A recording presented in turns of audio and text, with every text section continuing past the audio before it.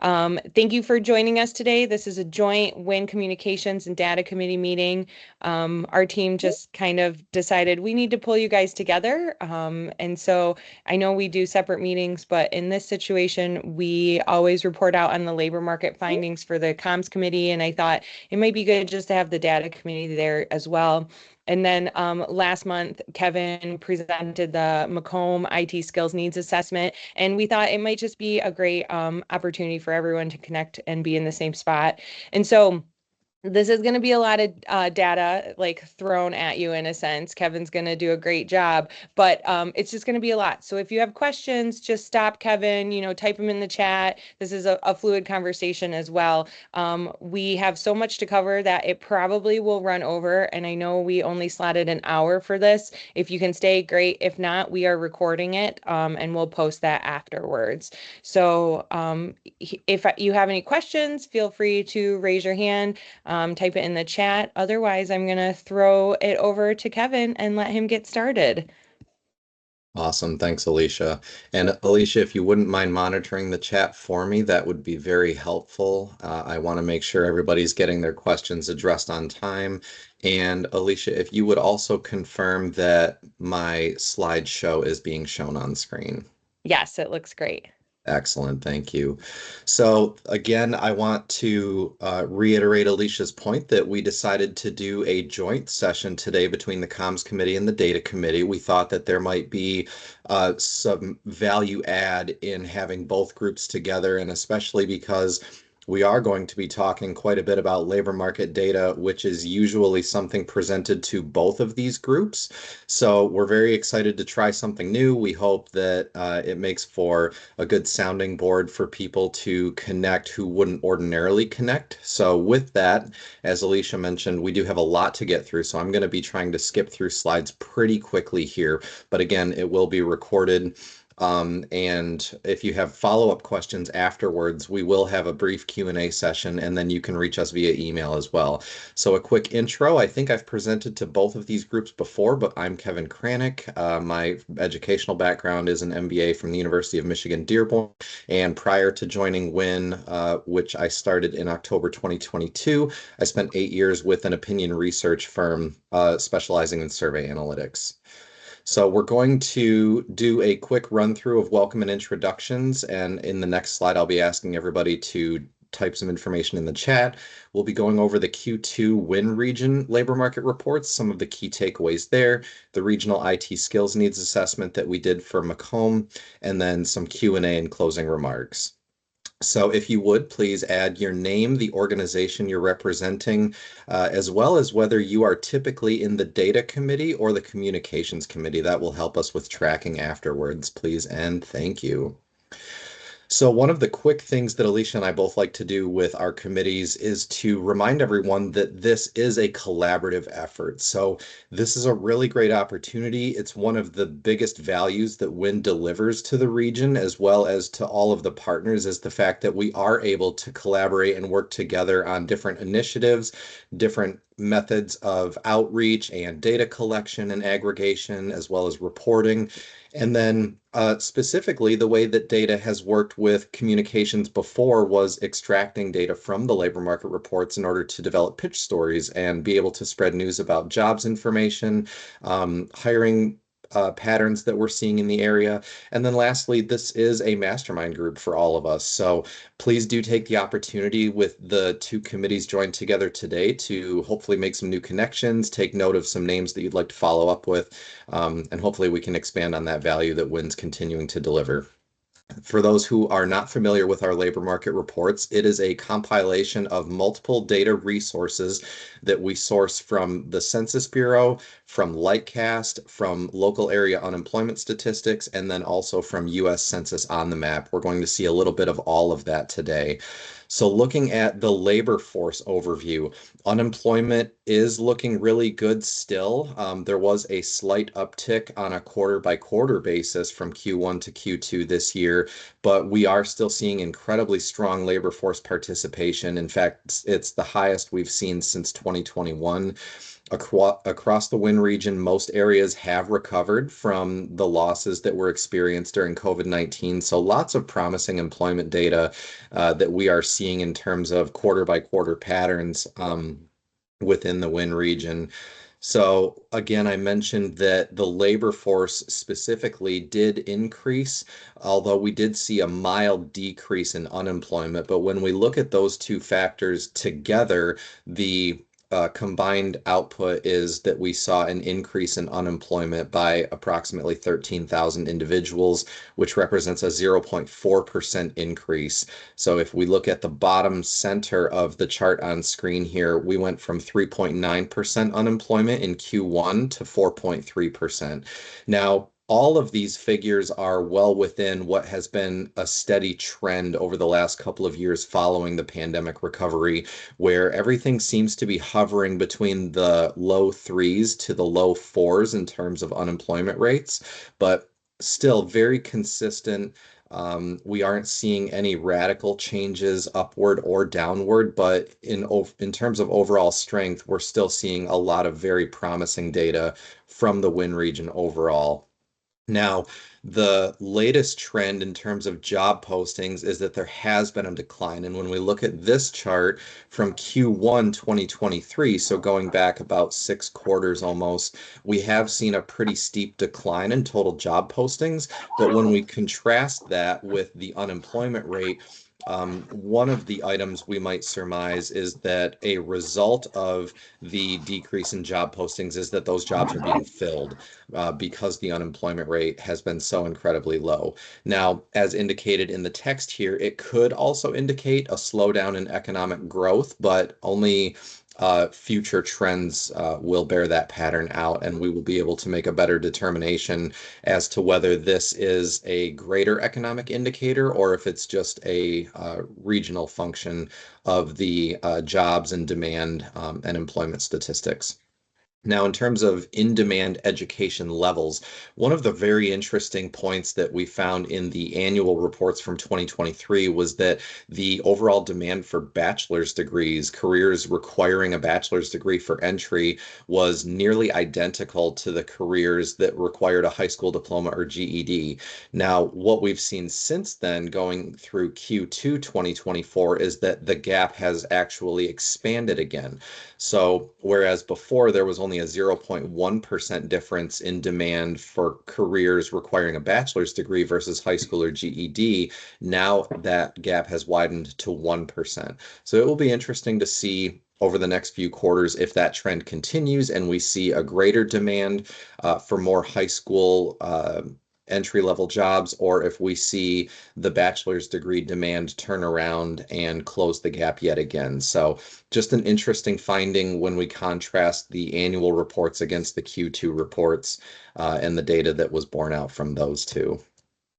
Commuting patterns are always a very hot topic. I see I have a typo at the top of the screen, so I apologize for that. But not much has changed in terms of the trend overall. The Wynn region is still a net importer of labor, and we can see approximately 198,000 individuals, almost 199,000 individuals commute from outside the 19 county Wynn region into the Wynn region for work every day, and only 184,000 commute out of the region for work. So that's not a huge surprise. We typically see a lot of jobs isolated in those population centers, Ann Arbor, Detroit, Flint area, all the major metropolitan areas, or most of them are concentrated in the Wynn region. So the fact that more work or more labor is coming in for their job every day rather than leaving for work is at least partially explained by the function of where those population centers reside.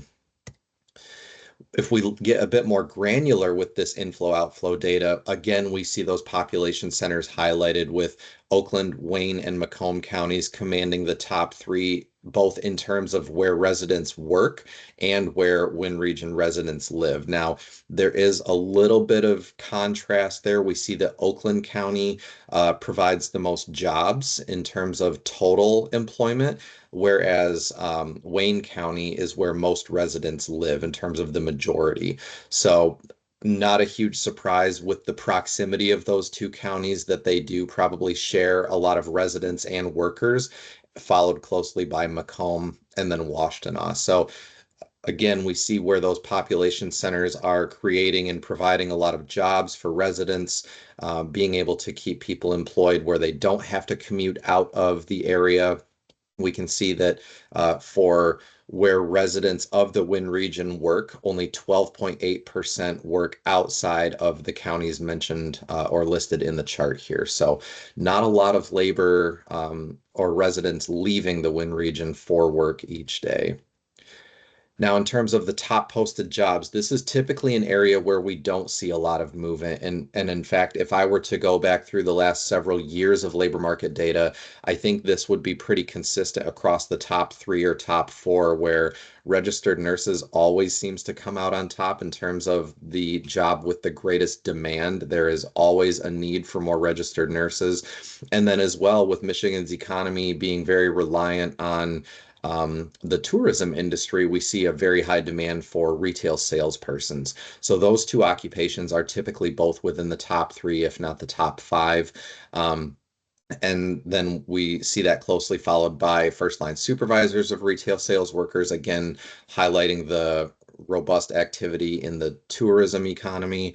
And then also heavy and tractor truck drivers, tractor trailer truck drivers, that is, and then home health and personal care aides. And in one of the later slides, perhaps the very next one, we're going to see some of the wage data that goes along with this. But the other thing that we really like about these images that we produce when we look at the top occupations is that we are also able to present the current demand in terms of the educational credential that these occupations require. So for registered nurses, we have bachelor's degree, retail salesperson typically does not require a formal educational credential, high school diploma required for first line supervisors and home health and personal care aides. So that's another way that you can take these slides and communicate this data with your stakeholders to help them decide, based on the jobs that they're seeking, based on the careers that they're looking into, what are the expectations from employers when they are trying to get into one of these jobs or careers. Now, for this presentation, we wanted to focus specifically on a select few occupation groups, those that typically employ the most people. And again, continuing with that trend of the registered nurses, we can see healthcare is one of those that typically commands a lot of employment, which is why we've seen such a steady trend, not only pre-pandemic, but also post-pandemic, the very rapid recovery from 2020 into 2021. Which has allowed the healthcare occupation group overall to have very good vitality. We see the registered nurses commanding a lot of job openings, the home health and personal care aides commanding a lot of job openings with the aging labor force, and people moving into assisted care or assisted living situations. Now, just as well, we also have very strong demand and employment over time for the IT group. As well as customer service. Engineers and designers, although they do employ a lot of people in the Wynn region, we did see a very sharp decline after the pandemic. The transition from 2023 to 2024 is the first uptick we've seen in employment within that group following the pandemic. So there are some signs of hope, but that group is the one that has not yet shown signs of strong recovery, as have the other ones. Looking further into those individual groups, we have the gender breakdowns. So not a huge surprise. This is another trend that has been very steady over the years, that healthcare is predominantly female. We see basically an 80-20 split there. We see nearly the opposite in the energy group with an 80-20 split in favor of male workers. And then we see a pretty even split, nearly 50-50 for business and finance. So there's a lot to be said about the individual workforce efforts from all of the people on this call. when you're coordinating with the stakeholders and helping people with their occupations and their career aspirations to look at what are the gender dynamics in some of those industries and to help decide whether that is a factor that the job seeker might be interested in or whether it's important to them. And now circling back to the wage table that I mentioned before. So this is for all healthcare jobs. Registered nurses commanding a wage of 38.59 at the median level and going all the way up to 48.74 for the 90th percentile, which is very interesting when you contrast that with home health and personal care aides.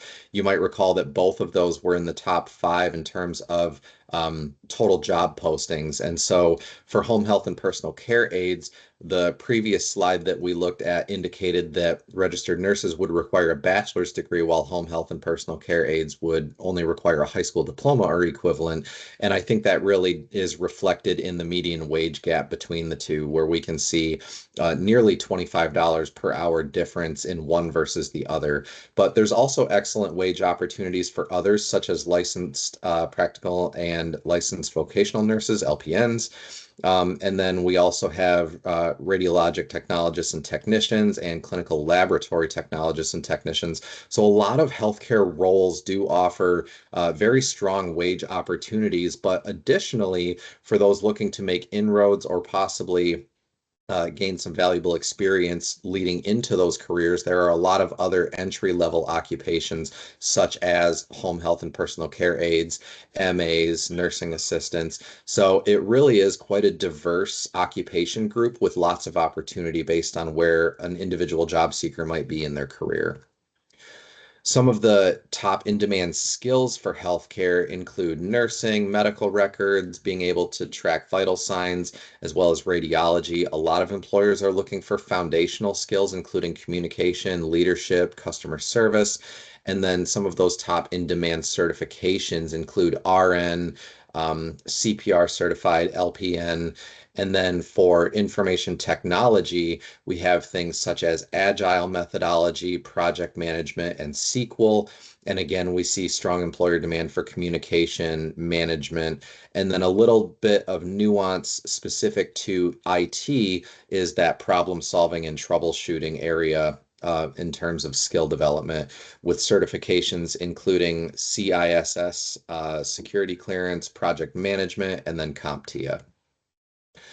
When we look at healthcare educational distribution, we see that high school diploma or GED commands 27.8% of job postings. So again, what I was speaking on previously, there are a lot of opportunities within the healthcare field, even if somebody has higher aspirations to attain a career such as a registered nurse that may require a greater educational credential. There's certainly opportunity within the healthcare field. So again, with such high demand across the region and seemingly low entry point for a number of occupations, there is a lot of opportunity in healthcare.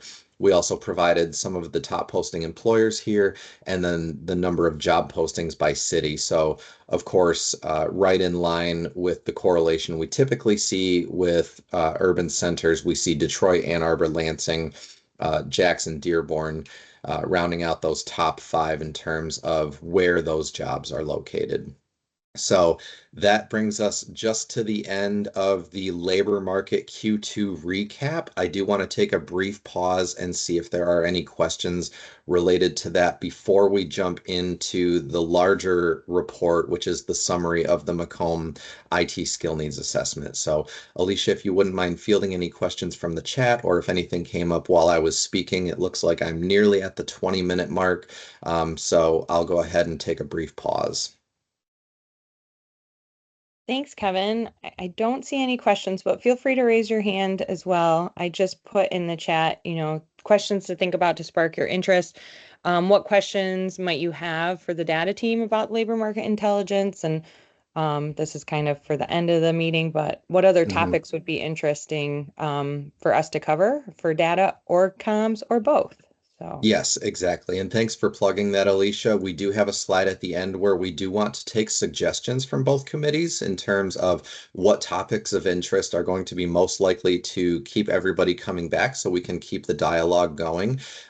So one of the things I would ask, adding on to Alicia's comments, is that through the rest of the presentation, maybe consider what items or topics of value would be very interesting to you so that you can communicate those with us. And that will allow the comms team and the data team to produce some quality content that is going to be relevant, that is going to be interesting and deliver value to all of the people in attendance today, the two distinct groups, data as well as communications. So just something to keep in the back of your mind as we go through the rest of the presentation here. And you're welcome to share that with us in the chat. You can send it to either Alicia or the data team via email, either throughout the presentation today or afterwards, whatever works best. But again, we'll cover that closer toward the end. So the Macomb Community College commissioned WIN to conduct a regional IT skill needs assessment looking at the IT industry in the three-county area of Macomb, Oakland, and Wayne. So we did a pretty thorough research project with them that took nearly the entire summer and concluded recently in October. But the purpose of this work was to identify skill gaps, to identify what the current IT workforce looks like in that three-county area, and then to try and make recommendations to address those skill gaps. That was sort of the guiding light for the research over the course of those, I think 5 or 6 months was the total scope of the project. So it was very thorough. There is no way I could cover all of the data and the findings. From this report in the brief period we have today, so I will be skimming a lot of things. It may result in questions from everybody, but the full report, I believe, is available on winintelligence.org as well, and feel free to reach out if you have other questions. I had given a full recap and presentation at the keynote speech at Macomb Community College on October 8th, I believe it was. And the presentation for this report took an hour to distill down. The total report is about 70 pages. So again, we're going to try and get through as much of that and review those findings as we can in the 20 or 30 slides I have remaining here. But to break it down, it was a 5-phase project. Phase 1 was identifying the IT occupations, so understanding what our research scope would be, looking at the labor market analytics so that we would understand where those occupations fit within the greater scope of the industry within that three-county area. Phase 2 involved stakeholder engagement, including a survey that we released, as well as a focus group that WIN conducted. We conducted a skill assessment looking at the total availability of certain skills for occupations relative to the employer demand side. So we took a look at supply versus demand. We did a best practices review. So that was a very interesting component to the research, looking outside the region and what's working well outside of the 19 county WIN area, as well as within the WIN region. And then phase 5 focused on future trends. What can workforce professionals do now to prepare for how IT is currently evolving? So phase 1, looking at phase 1, part 1, which was to identify the IT occupations. For those who don't know, when we conduct the labor market analysis in the production of our labor market reports each quarter, as well as the annual reports, there are predefined groups that we use. So for anyone who has seen our labor market reports before, they typically include those wage tables that we saw earlier, which is where we identified the top in-demand jobs, the wage table for those top in-demand jobs. So those groupings, those groups of occupations with the various jobs within them were formed based on employer feedback and research done through WIN many years ago. So we thought, let's start there. We'll use that as sort of our benchmark or baseline. And so we looked at the IT grouping that was already employer validated and in use by WIN staff, specifically the data and research team over the last several years. And that's shown on the left-hand side here. This is the grouping of occupations within IT based on SOC codes so that we can get the sort of big picture. Now, that does create some nuance. It can present challenges with respect to specific job postings by individual employers that might have a slightly different variation on one of these job titles. But again, trying to develop a consistent model that will be able to be verifiable and useful over time requires the use of SOC codes, which is why we have this here. So we started there, and then we also cross-referenced that with occupations listed for IT careers on BLS.gov, and every single occupation captured by that WIN region grouping was already part of the BLS listing. So we chose to not change anything from that listing. We thought if all of the occupations are included on the BLS listing for IT and the list that we have is already employer validated, then that would be a very good place to start.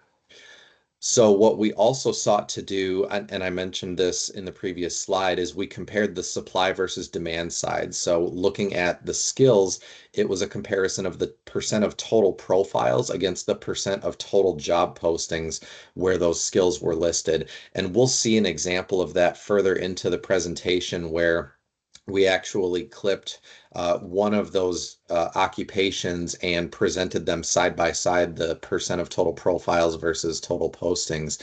So just to give some context before we get to that part, where any skill is shown to have a greater percent of total profiles than percent of total postings, that would indicate more supply relative to demand.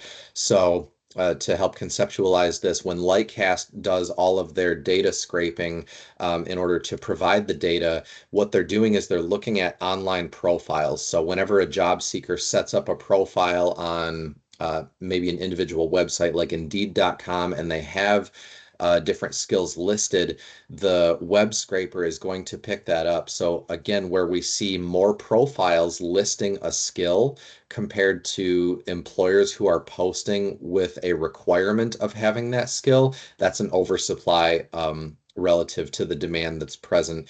And the inverse is also true, where the percent of total postings is greater than the percent of total profiles. That would suggest that there's a supply shortage relative to demand. So just a little context before we get into some of those later slides.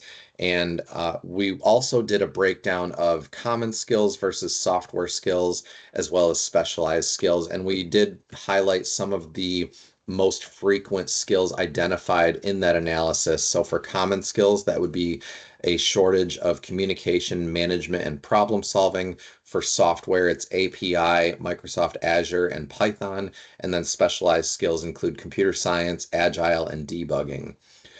So we're not quite at that point yet. This is a slightly different chart that we're showing here.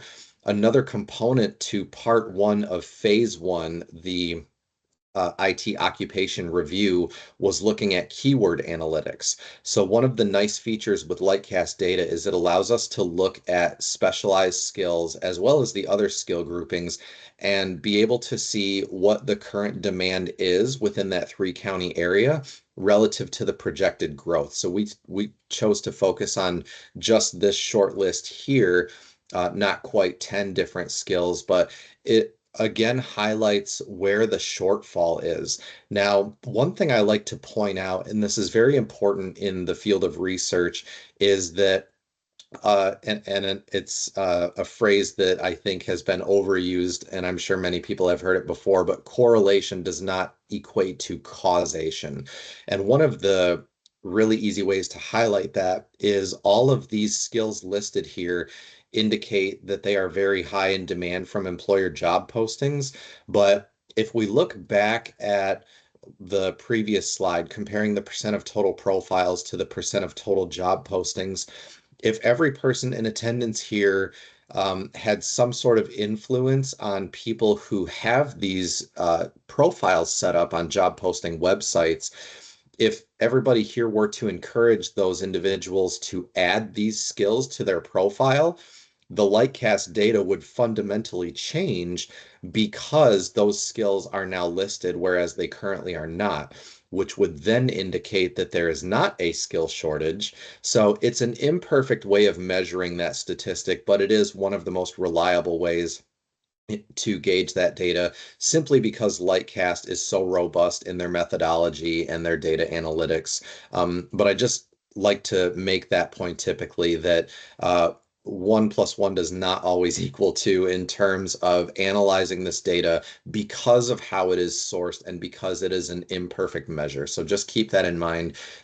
Some of this data should be taken with a grain of salt, but I do still believe that it is very suggestive of skill shortages. And in particular, from the job postings side, which is what we're looking at here, the projected growth is very reliable. And of course, the job postings themselves are very reliable. Lightcast does a great job of deduplicating job postings, which in turn deduplicates this skills demand.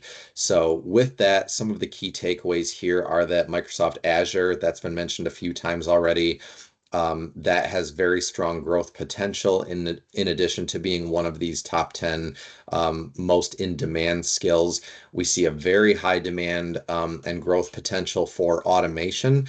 And then even with those skills like computer science that already have a lot of job postings, there are still very strong growth prospects at 26.8% there. Now, one of the other components to the IT occupations was looking at the middle skill jobs. So because this research focused on skill gaps and being able to upskill employees so that they have more upward mobility in their careers and they have the skills necessary for those more complex jobs, we took a look at middle skill jobs. And Win has previously produced a middle skills jobs report. It has been quite a few years since that was done, but the parameters that we use for identifying middle skill jobs are those that require less than a 4-year degree, more than a high school diploma, and also pay over the state median wage of $21.80 per hour. Now, within the three-county area, we did see reasonable growth projections for computer network support specialists, although Lightcast is projecting a mild decline in computer user support specialists. Now, we also, after capturing this benchmark data for the three-county area of Macomb, Oakland, and Wayne counties, compared that at the national level. What was interesting is at the national level, those same Lightcast projections indicated double-digit growth for both of these occupations. So that would seem to suggest that there is stronger demand for these types of middle skill occupations outside the Win region, or excuse me, outside the three-county area relative to what the nation is seeing overall. Looking at the phase one, part two, we wanted to get a better understanding of the industry overall. So the three-county area, because those are three of the more populous counties within the Win region, it wasn't a huge surprise to us that the overall trend of employment in the IT sector was very much in line with what we see on that Win region report, where there's been very strong growth pre-pandemic, a loss of jobs during the pandemic year, and then a slow increase in reemployment in the years following. Now, there was a mild decline from 66,000 to 65,800 approximately from 2022 to 2023 in that three-county area, but the growth prospects are still very good for all 16 of those occupations that we saw in that first table. So again, total employment stable, but never fully recovered. Again, if we look at where the 2022 data point is, which is the most recent peak, it still has not attained the same value that there was in 2019 for the industry. Employment over time at the national level, in contrast, has been steady and climbing. So whereas with this chart illustrating employment for the three-county area shows that there was the loss during the pandemic and then the steady increase, if we look at the national chart, in comparison, which is not included in this slideshow, we see a steady increase all the way through the same timeline. So that would suggest that demand outside the three-county area, specifically at the national level, is a bit stronger than it is within Macomb, Oakland, and Wayne counties. There were just shy of 66,000 IT workers in the three-county area, with a ratio of pretty much 74 to 26 male versus female. 77% are between the ages of 25 and 54, while only 5.1% are under 24.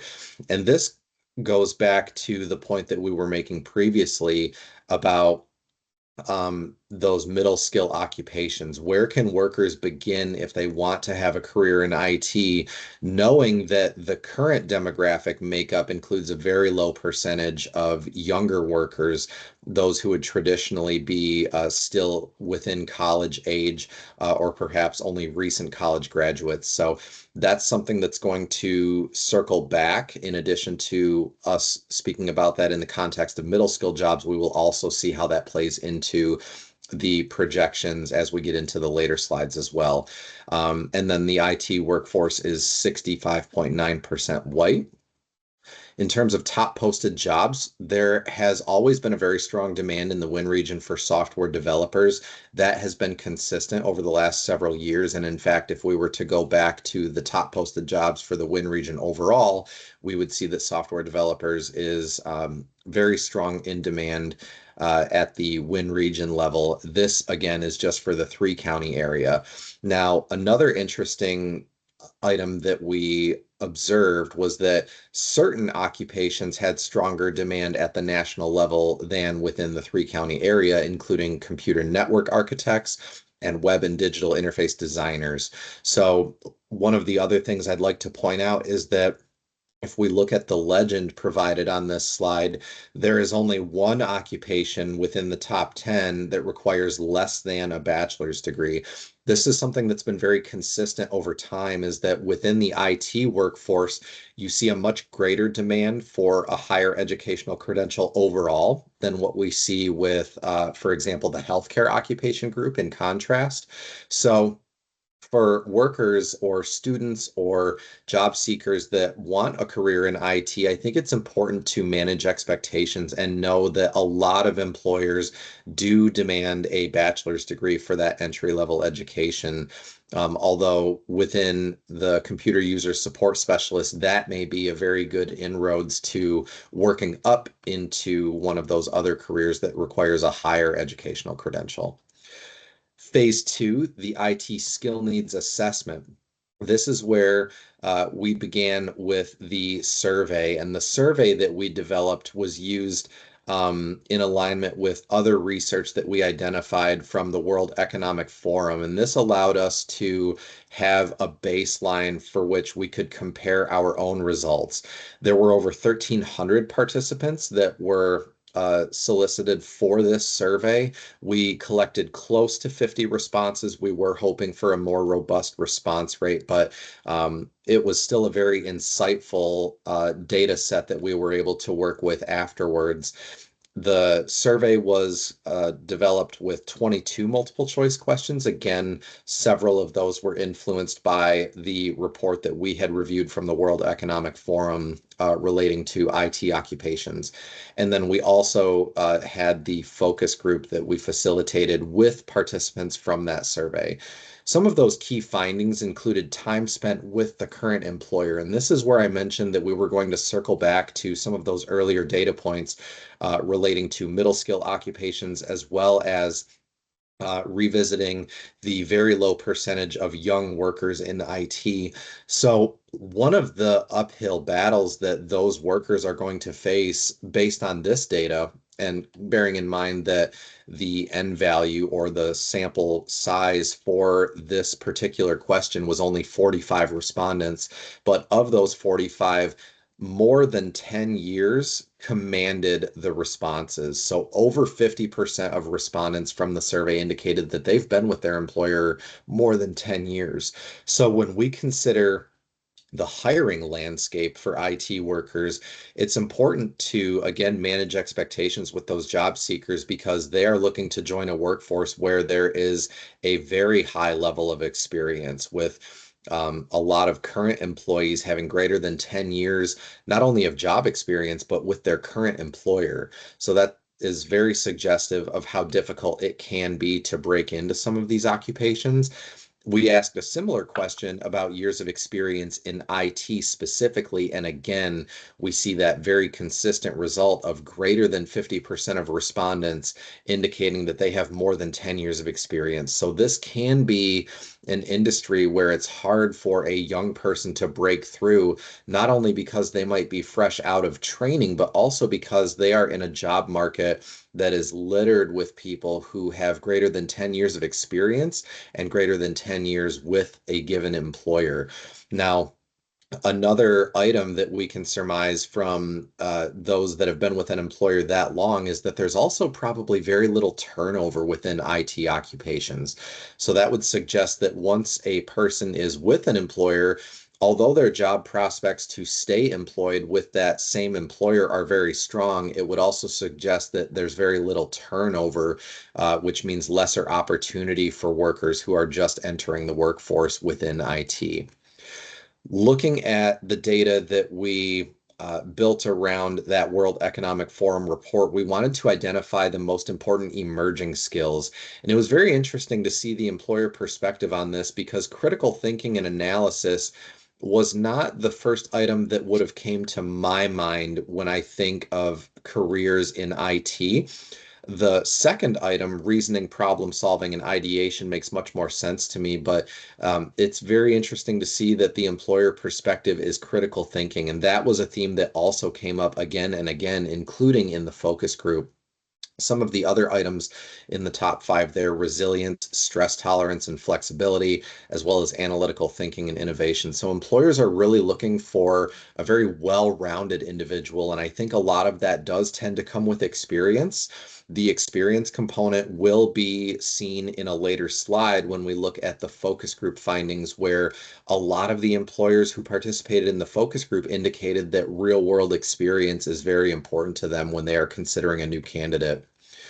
When we asked about emerging technology that's going to have the greatest impact in the next 5 years, this was one item that was no surprise to anyone.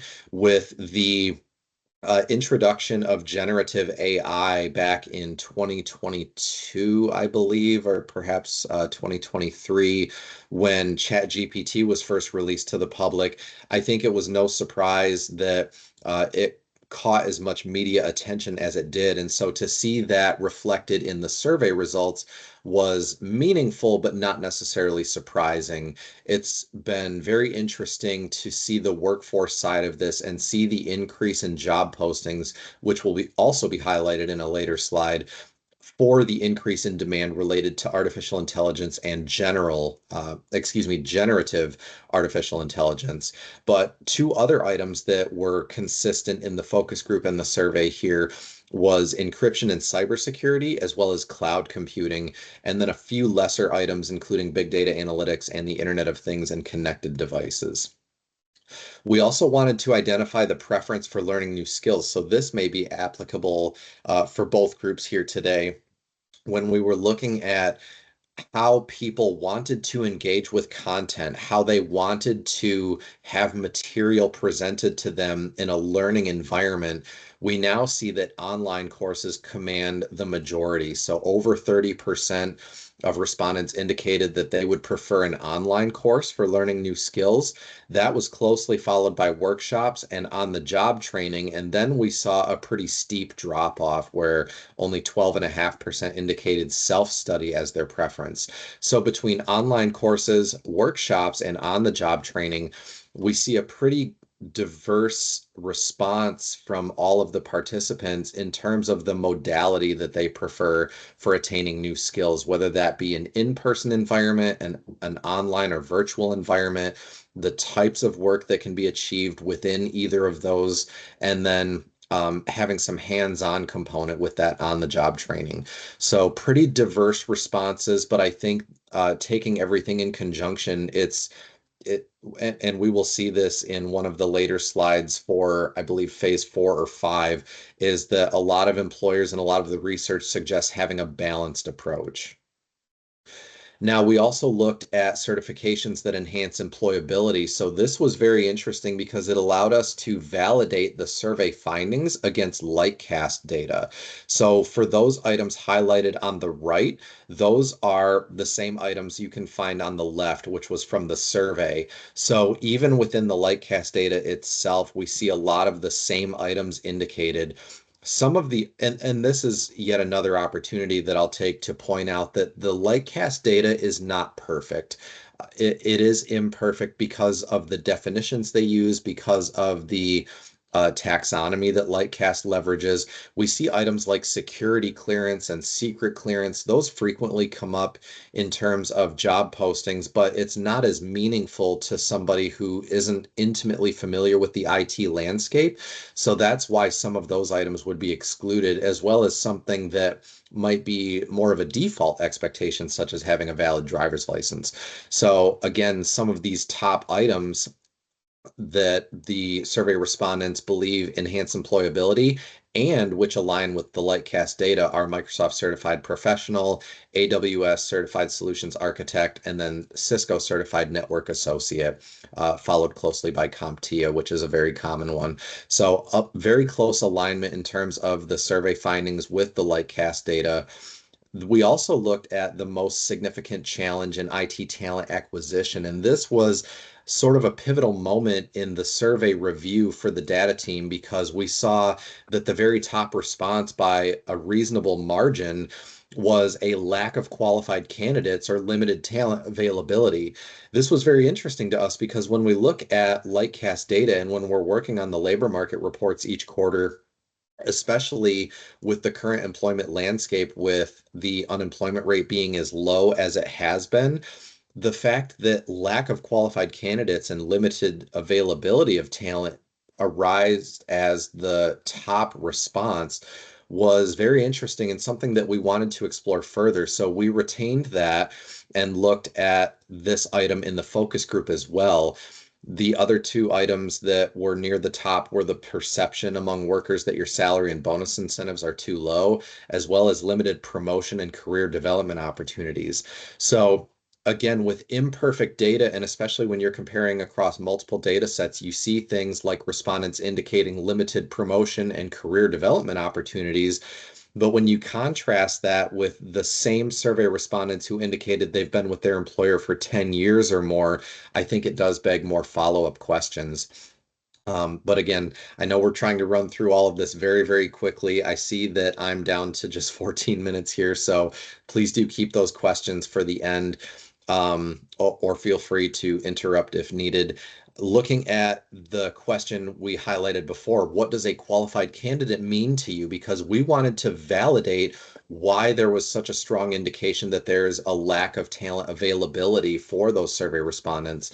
And what was very interesting is that although we see a very high demand in the Lightcast data for bachelor's degrees, the employers in the group who were participating with us indicated that educational qualifications are not a primary consideration. So that's very interesting because it would suggest that even if a worker does not have the bachelor's degree that might be suggested as the entry level requirement for a role, does not necessarily mean that a candidate wouldn't be considered by those same employers. These employers indicated that it was not a primary consideration.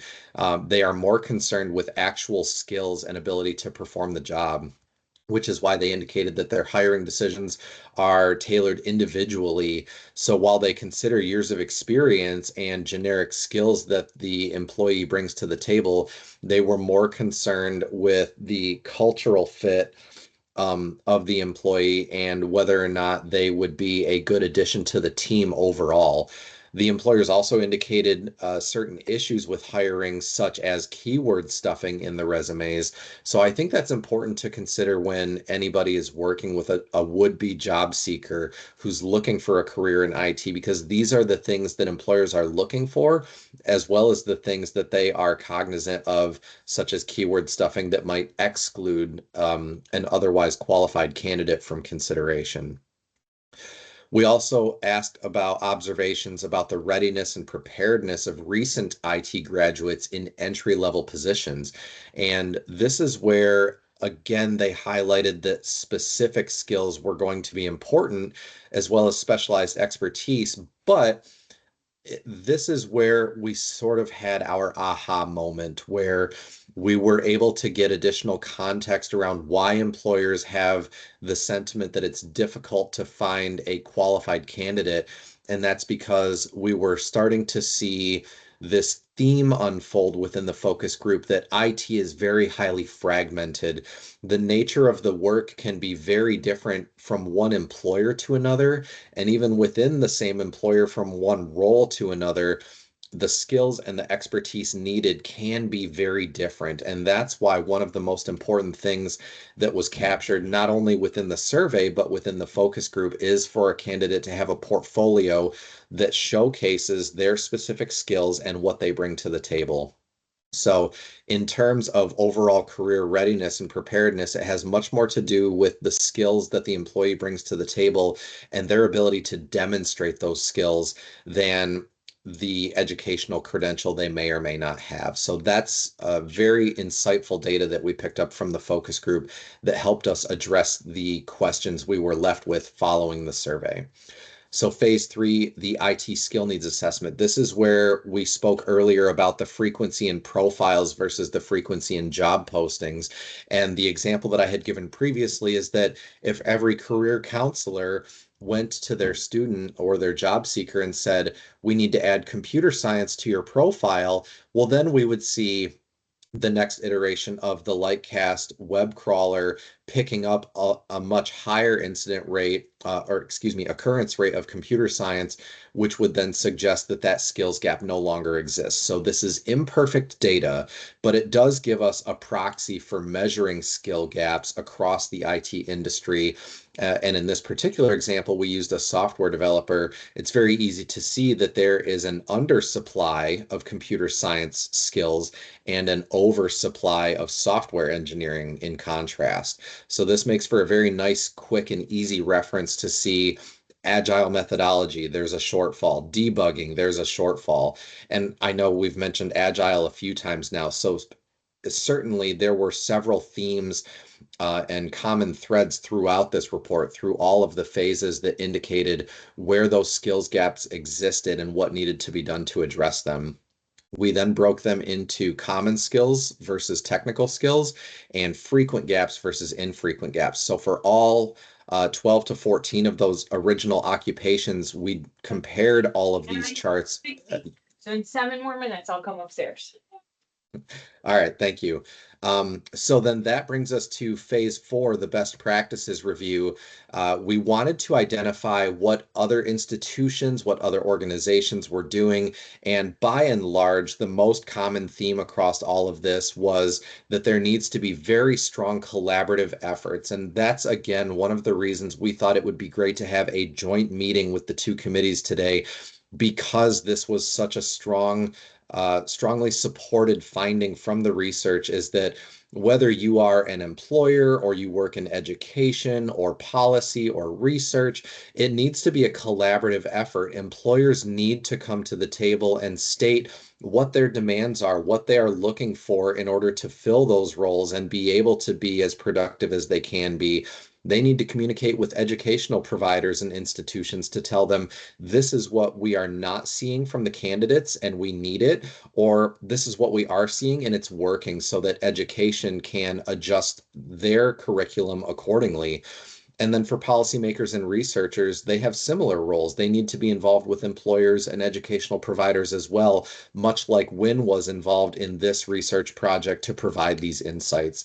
So it really does need to be a collaborative effort in order to maximize the opportunities. Now I see I'm running short on time, so I'm just going to gloss over these last few slides in terms of best practices. Hands-on experience, I won't say too much more about that because we spoke about it in previous slides. There's a demand for it. It provides for real-world project experience. It helps improve comprehension. That was borne out in the research. Industry collaboration, we just talked about that. There are organizations that partner with institutions in the region and employer partners to help with upskilling and reskilling. Apprenticeships and mentorships have always been a very strong component to labor force, but we're seeing that play an increasing role in IT specifically.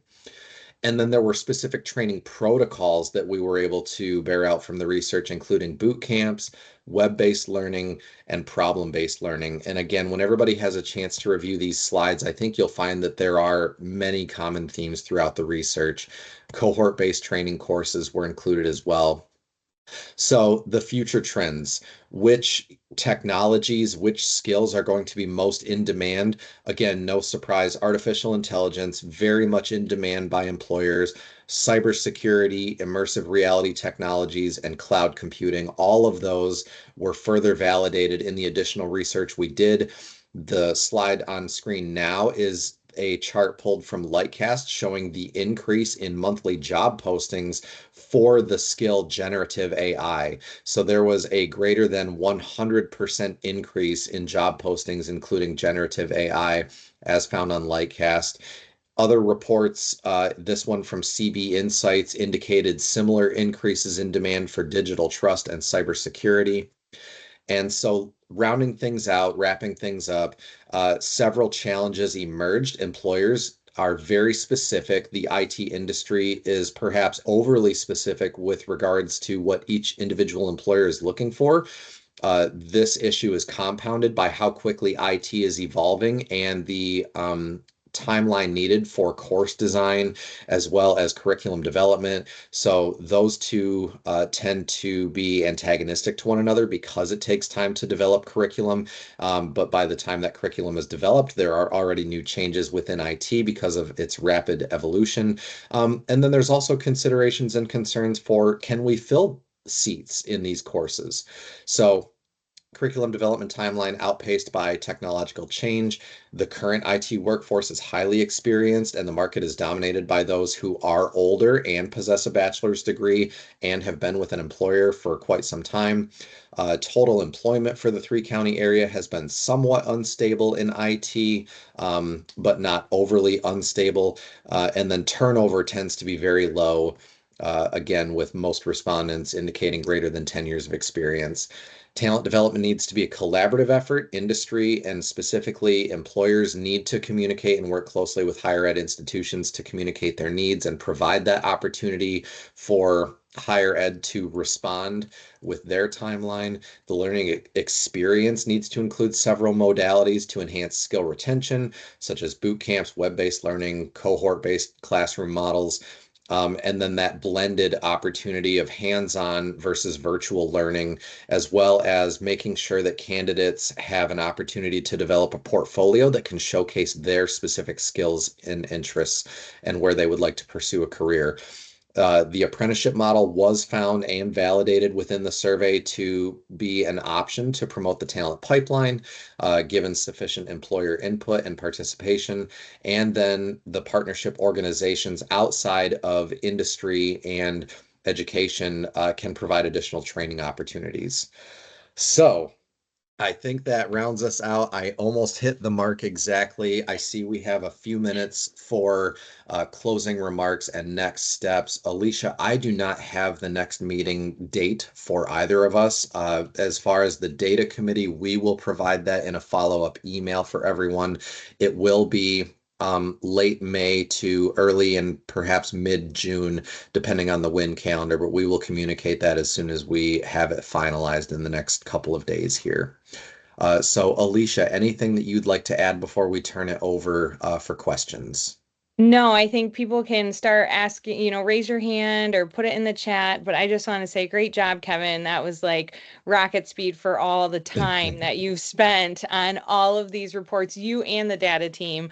So if we can, let's like give some love to Kevin through some reactions, maybe some hearts, some applause, anything like that to really show him that, yeah, thank you, that we were here and actively listening. So I know it was a lot. Let us know, please, if there's any questions you have. We really also want to hear what you guys want to know more about. And if this was beneficial to you to kind of do it jointly, let us know as well. Or if you think we can dive deeper into, data versus comms, we're happy to do that as well. So we'll open it up to anyone with questions. I know, Andrew, this is really interesting stuff. Like every time I've watched him present it, I've heard it, report outs and staff meetings, and every time there's always a little piece of information that sticks a little harder.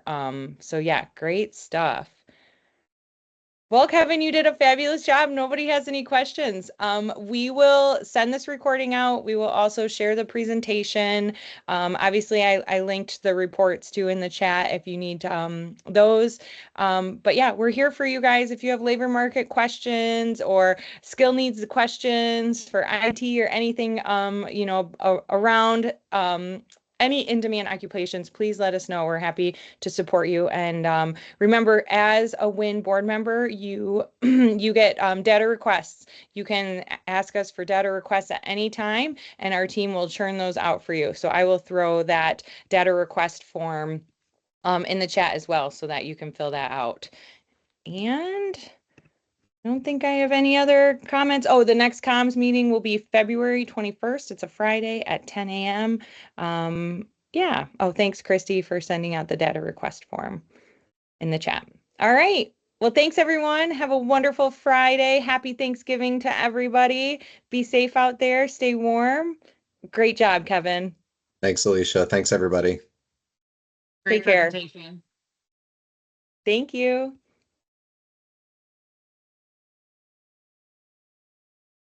Thanks for the help, Alicia. Seemed like it went okay.